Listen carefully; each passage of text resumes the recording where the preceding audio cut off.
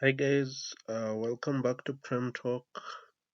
This is going to be a video where I'll do a preview of a game tonight that we are playing against Tottenham Hotspurs, another London derby.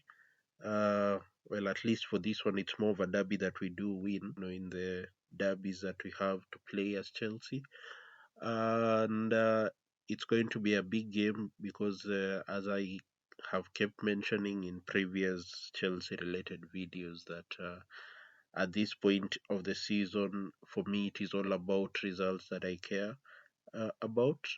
It's all about uh, getting the points on the board and getting ourselves up on the table as high as possible as we can finish.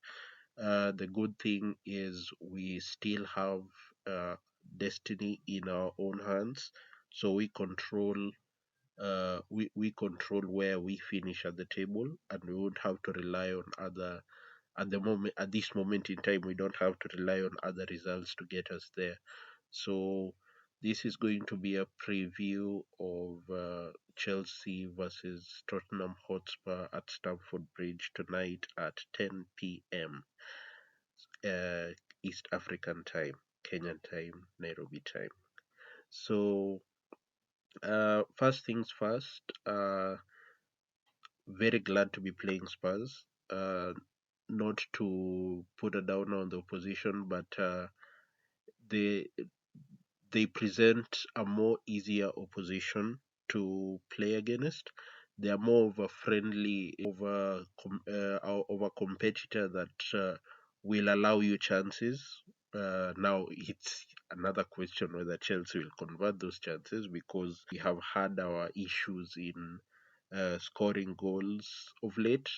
But I believe that chances will be there in this game, so it's a matter of just getting our shooting boots on, and ensuring that we take our opportunities, because uh, in the Premier League, especially this season, this is a tough season in which if a team gives you an opportunity, you have to take it, because there's a lot of restrictiveness to create gifting opposition chances. But as I have mentioned, with Spurs, uh, they will always give you opportunities because of how they play, and it is my honest hope that our forward line will be able to convert those chances that are being given to them. For this game, it is so wonderful that we have our squad returning back to fitness. Most of the players that were on the treatment table are returning. Uh, key important players for us. For starters, Wesley Fofana was already back. He was a key member of our back line. He allows Colwell to play more of his game. And we have, okay, with Lavia, it's another situation because he has caught up another injury. Uh, it's a bit frustrating for him. But at least for we just have to deal with that for this season alone again, because next season we will have Andre Santos and the new signing Dario Esugo that will be coming in for cover in the midfield. So Lavi is out of this game, unfortunately, and at the most important injuries that have settled down and are back fully and ready to play is the front three of Palmer, who missed the last game with an issue, and Nico Jackson, we've really missed him since he's been out since, I believe it was back in January. Yeah, so he is back too, and Noni Madueke is also back, and at least now we have we have an attacking trio that will be able to, at the very least, create chances. It's another question whether they will be able to take those chances, but they increase the volume of the opportunities that we end up creating at the in attack. And I believe if there's a player right now who would really love that they are back is Pedro Neto, because he has been doing a bit of a solo work at the front, trying to lead that front line by himself. So if anyone is more than happy that Nico Jackson is back, is Pedro Neto, because it will allow him to go back to his natural wing possession position that he likes to play. Moving on into the game, uh, this is a game, as I have mentioned, in Spurs' case at this point, that they are a very attacking team. So we have also to be careful at the back. And the likes of, Reece James, I don't know whether he's going to play, because, again, I know because of his injury history and his injury record, his fitness has to be managed. His game time also has to be managed.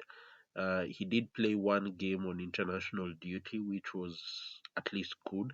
And since the last time that he played with England, I believe he has had more than 7 days rest, and be able to train with the first team. So I wouldn't mind starting him at right back, and playing Marco Correa at left back.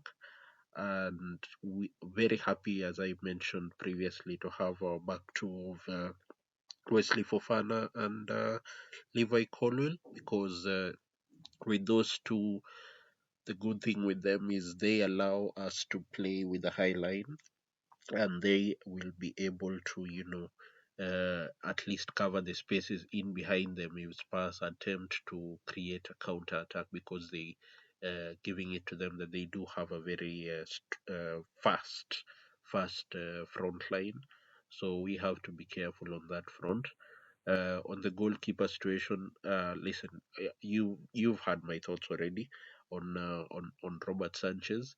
It's sad that Philip Jorgensen is not being given an opportunity, because he has more scope to grow, and I believe we will be a better team with him in goal.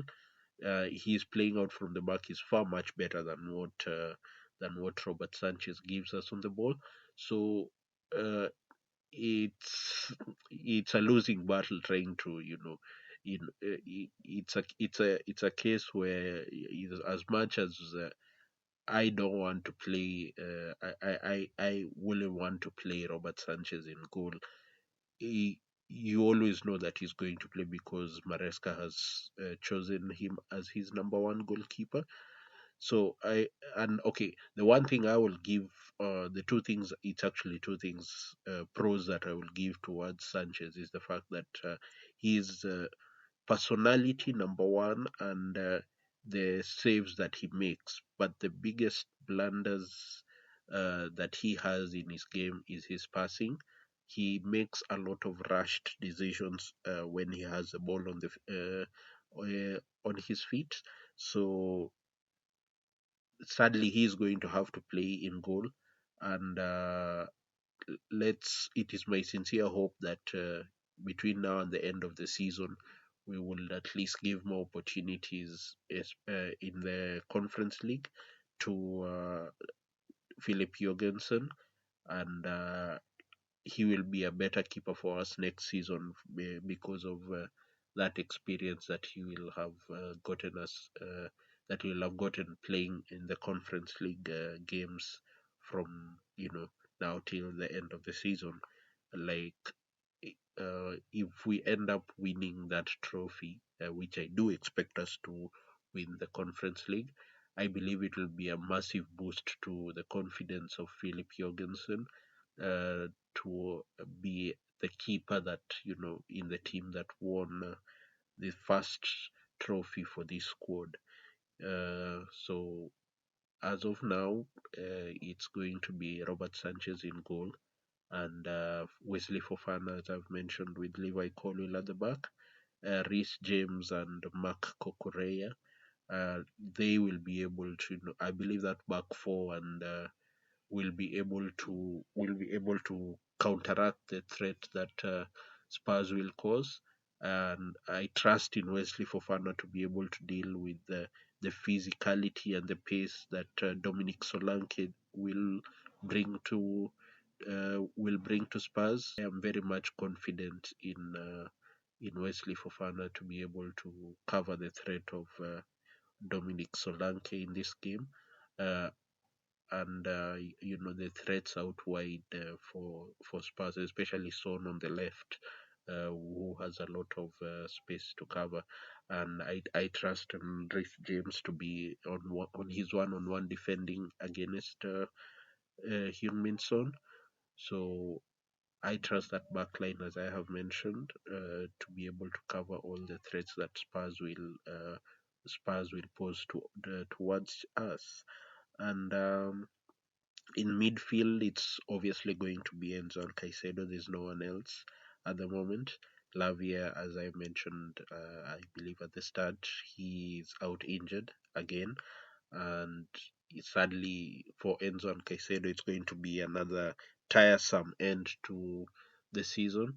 So I just hope that they need to be covered in cotton wool after every week, because we are going to need the two of them for this final stretch in every single game. I believe in the Conference League you can attempt to use one of them and play more of a 4-3-3 with advanced eights, and that's where you can give your Keenan Dewsbury Halls an opportunity to play.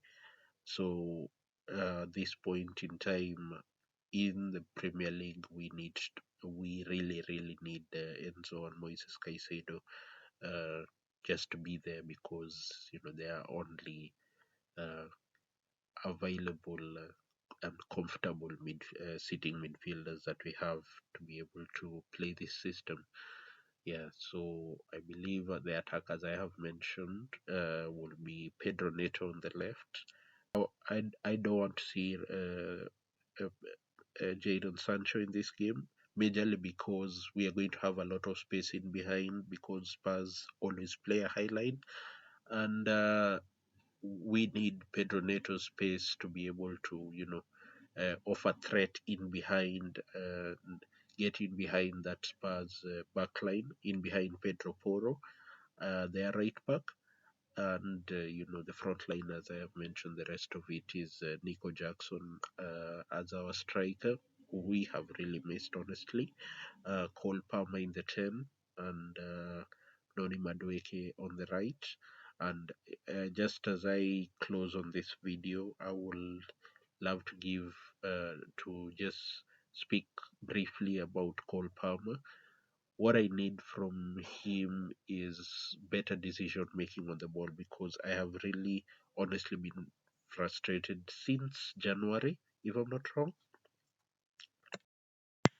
And we're back.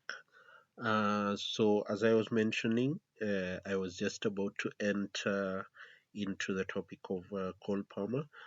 In this game, I want to see better decision making on the ball, because since January, I have seen a lot of poor decision making on Cole Palmer's side. Like for instance, just these things of uh, when he's supposed to pass the ball to an open person, uh, give him an assist, he misses out on the pass and goes for the shot. And again, when he's supposed to, shoot, he makes, a pass to someone who's not even open. That bit of wrong decision making that he has been having, and granted, since his poor form actually got worse in March. Yeah, so since March, it's the form entirely has really been poor. He's been careless on the ball, losing it, costing us, counter attacks that have ended up in us conceding very late goals. So I need better decision making on Palmer's side, especially when he has the ball, because you know, he is the chief creator in the team.